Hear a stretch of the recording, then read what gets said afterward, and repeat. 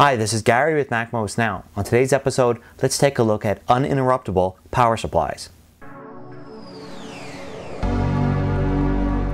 So an uninterruptible power supply, or UPS for short, is basically something that replaces your power strip, but provides not only surge protection, but a battery.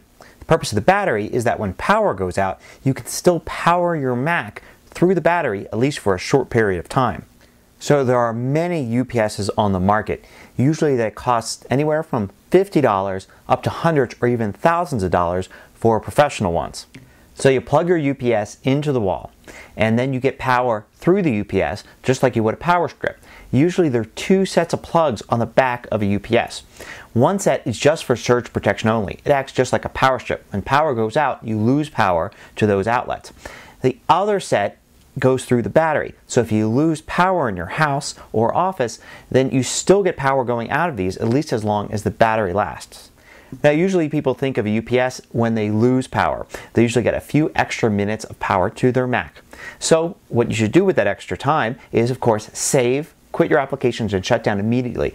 One mistake people make is to actually keep working and you just have a few minutes of power left. So you don't want to mess around.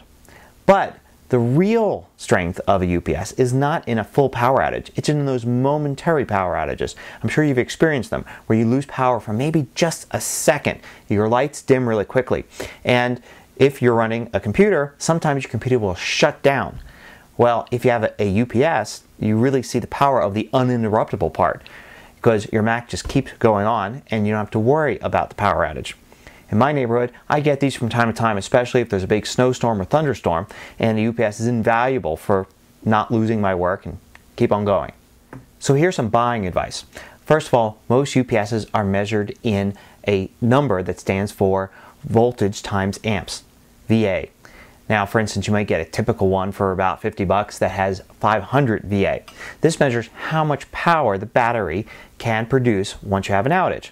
So the larger the number, the more equipment you can run. Now, for a typical Mac setup, say an iMac, you could do with the standard home UPS, which usually around 500 to 700 VA. But make sure you don't plug too much into it.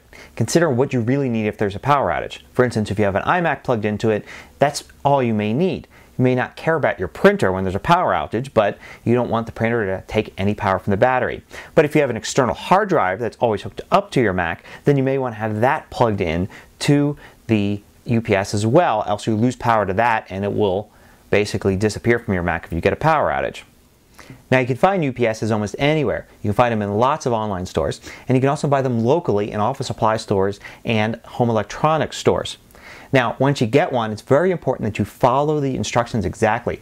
Some of them have pretty complex setups where you actually have to enable the battery, sometimes pulling off some tape off the battery or inserting it into the UPS, and then test it out. So say if you have to charge it for a night or two, do that exactly as the instructions state, and then try plugging a lamp into it and see what happens when you pull power.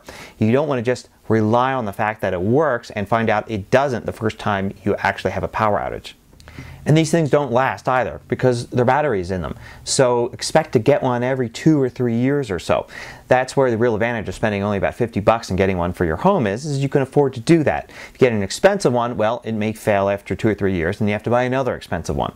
If you have a lot of equipment to plug in, say multiple Macs, consider getting multiple UPSs instead of one large one. That way you don't have a single point of failure.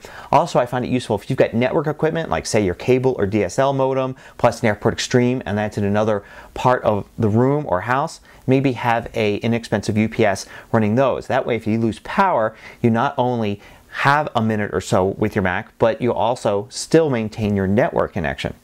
So one big exception to needing a UPS is, of course, if you have a MacBook.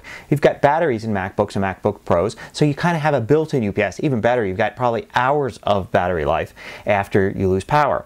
So you don't have to worry about it with those. This is mostly for iMacs, Mac Minis, or getting a larger one for a Mac Pro. So I recommend anybody that uses a computer, Mac, or anything else to get a UPS.